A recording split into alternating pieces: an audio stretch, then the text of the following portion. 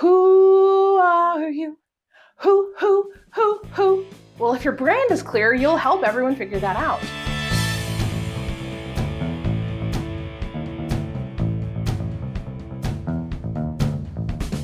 I'm Lisa Robbin Young, and this is Season 5 of Creative Freedom, your dose of empowerment for creative entrepreneurs, where can-do inspiration and how-to education collide to help you own your dreams without selling your soul. Now, I am traveling a lot this season. Today, though, I'm still here in Nashville, and we're kicking things off with the B word, branding. So what comes to your mind? Frustration? Fear? Uncertainty? Overwhelm? Maybe an image of cattle out on the open range? If so, you're not alone. Branding, or more specifically, building a branded identity, can be very confusing, especially for creative entrepreneurs. We're constantly evolving, seeking out new ideas and inspiration to innovate in our work, connect more deeply with our raving fans, and continue making great money doing what we love.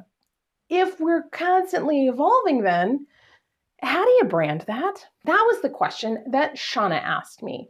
She's one of my A Club clients. Now, Shauna is a gifted sculptor, and she also is an art teacher. But as I said, the concept of branding can be so nebulous that it's not always easy to figure out on your own.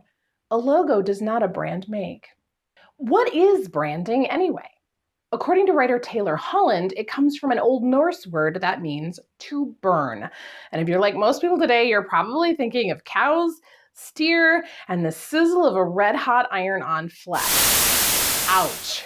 No wonder creatives struggle with branding. Chaotics tend to follow their bliss, and they dodge pain at every turn.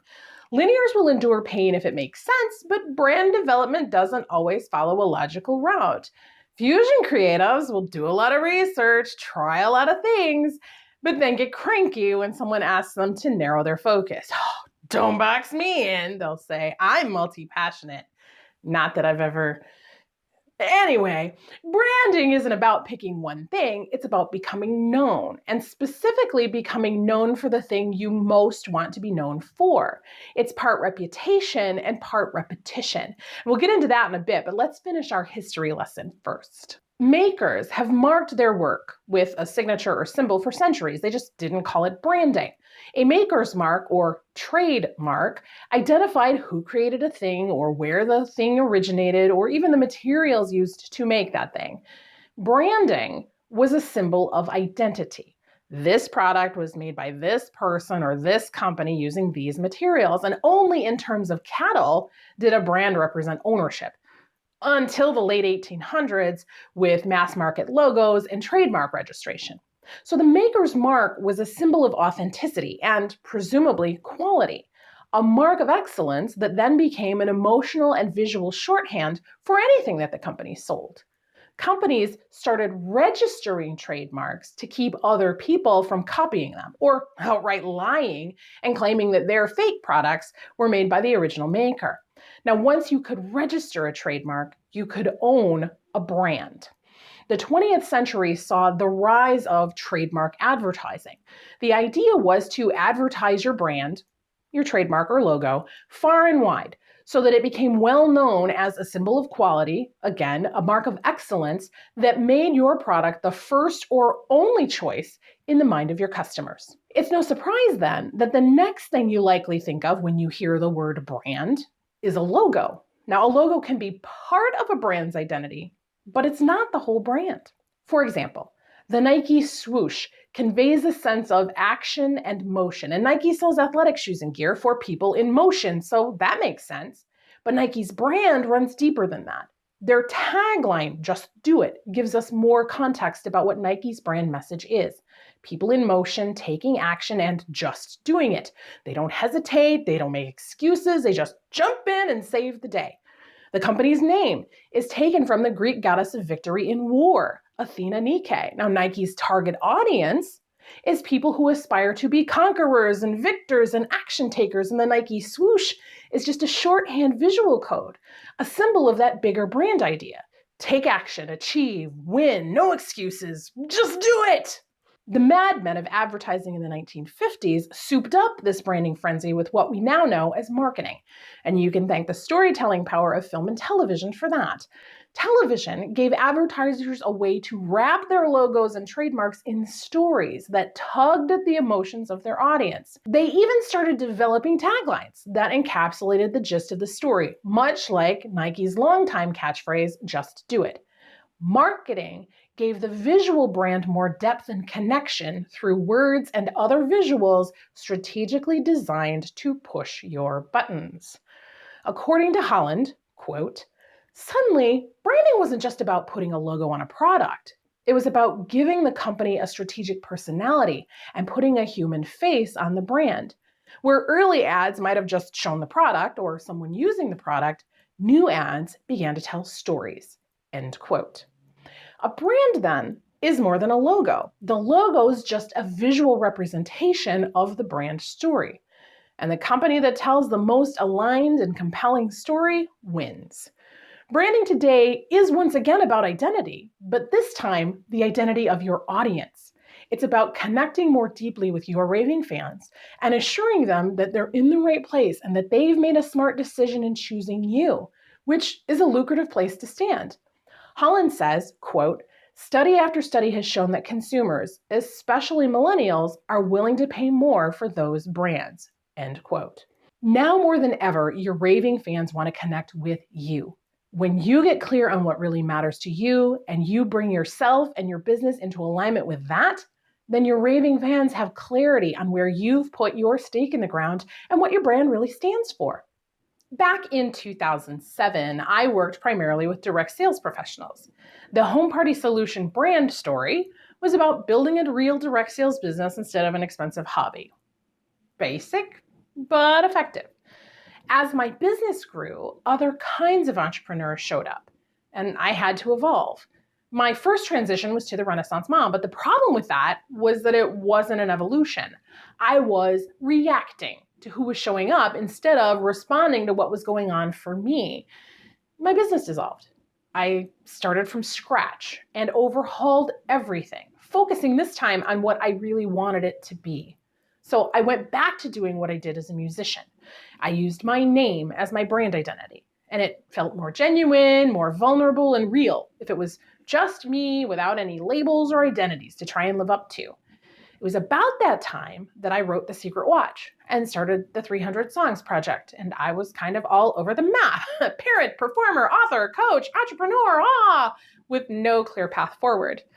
And then I discovered the creative entrepreneur spectrum and how different types of creatives show up in different ways with different strengths and blind spots that dictate how they do their best work.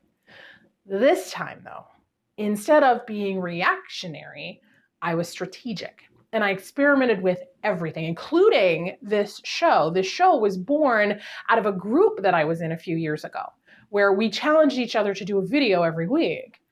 Eventually, I started owning my identity as a fusion creative entrepreneur and helping other people figure out their entrepreneur type. It took years to evolve the Creative Freedom brand. You didn't really see our first failed attempt at branding. And it taught me just how distinct the Creative Freedom brand is from my personal brand. Kind of like Sir Richard Branson's brand is distinct from the Virgin brand. And there's some overlap, but the two are not the same. Creative Freedom's brand story is about recognizing your creative gifts and putting them to work for you to help you own your dreams without selling your soul, as I like to say. So the web series, the podcast, the live events, the coaching cards, and other merchandise, they all work together because they all stand for that same thing. And finally, we then developed a logo that to me encapsulates that message. It's a star inside a circle with a phoenix rising beyond the boundaries of the circle. Each element is a strategic choice based on what the Creative Freedom brand story represents. So it's your personal renaissance as a creative entrepreneur, you being a star in your world, doing that in a way that works for you and defying boundaries, if that's what it takes for you to be successful. And of course, red for courageous action, white for faith in yourself, in your work, and in the world that you're here to serve. Now, those elements have some personal overlap for me too. The phoenix is a very personal metaphor for me. It's been part of my branding for over a decade, and red is one of my favorite colors. I'm also kind of a Captain America nut, so that star in the circle is a tribute to his shield and the ideal that an artist and a compassionate soul can serve their world to the best of their abilities and become a superhero in the eyes of that world. The Creative Freedom logo, then, is a shorthand for that story. That as a creative entrepreneur, you can be creative and compassionate and take courageous action in faith to serve your world the best way that you can, and maybe even become a superhero to those people. Now, I also said entrepreneur, which means you get paid and paid well for doing what you love. That's a lot of story for a little logo, isn't it? And that's why branding isn't just about a logo. It's the journey that brings you to that logo. The more famous you are, the less education you have to do for people about your brand. But in the beginning, the only way people come to understand your brand is through repetition and reputation. You hear me say this over and over again. You train people how to treat you based on what they've come to expect from you. That's the reputation and repetition, and what you've come to accept from them. You build a reputation then, not from the things you do once in a while, but from the things you do consistently over time. People come to expect you to do certain things, even if you haven't specifically promised them that you'll behave that way. And when people and brands don't measure up to our expectations, well, we might forgive them once. But if it becomes a regular thing, we'll probably quit them altogether. So, what do you want to be known for? What do you want people to remember about your company or your offers? How do you want people to feel when they think of you and your great work? Now ask yourself, are you showing up consistently that way when it's time for work? What is the brand image that you want to convey? How do you want to be known? How will your audience recognize you? Are you and the business the same? Is there some overlap, or is there a clear distinction? Do you have a brand uniform, and are you being consistent with that? How are you consistently demonstrating that to your audience? Pete Townsend speaks for all your raving fans when he says,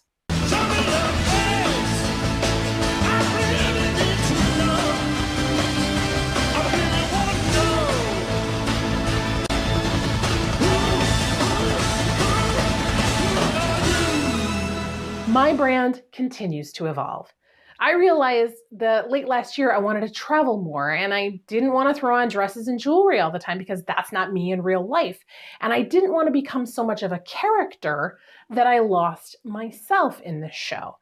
I'm traveling a lot more, and I wanted the show to reflect that. We're also nearing the end of an entire website overhaul that includes some new branding elements, and it's more fun, more laid back, more genuine, and the show needed to reflect that too. So we scrapped the green screen and we turned to an approach that feels more authentic to who I am and to what I want creative freedom to be about, which is defining and achieving success on my own terms without having to sell my soul to do it. And this has been a labor of love for me, not a profit center. We're experimenting this year with a Patreon campaign to support the program, and we're hopeful that we can use that money to improve the show. One of the things that I would love to do is come to you and work directly with you in your business as part of the show, so that people can see these concepts implemented in real time. But we need financial support to make that dream a reality. So I'm setting a new expectation. Real talk about making it as a creative entrepreneur in today's world. Not fluffy and overproduced. It's hard conversations. It's having fun. It's being ruthlessly honest and transparent too. That's the brand I'm standing on. And I want you to come along with me. Now, once you know what you want to be known for, and you know what you can do consistently to become known for that, you actually got to do the work. And even if it feels too small or not enough, I encourage you to do something that will move you closer to your dreams. Plan, do, and then evaluate. If you need help, take a look at A Club. It's my private coaching and online support community. We're a tight-knit group of creative entrepreneurs, and we're encouraging one another to stay the course, to define and achieve success on your own terms. You can learn more about it at lisarobinyoung.com/A-Club. So now it's to you. Download the brand identity worksheet in the member area and consider your brand. Make your notes and then take action and take a look at the additional resources to help you even further. The resources are already live in the Rising Tide member area. Check out the Rising Tide link on my website to get your member account and access our free learning library today. If you liked this episode, help us make a bigger impact in the world. Support our Patreon campaign, subscribe, share us around with your friends and colleagues. Your help makes a difference, more than you could ever know. We are one of the fastest growing shows for creative entrepreneurs because of you. So thank you. Next time we are talking about coaching, what it is, what it ain't, and how to know when it's time to make the investment for your business. And the answer might surprise you.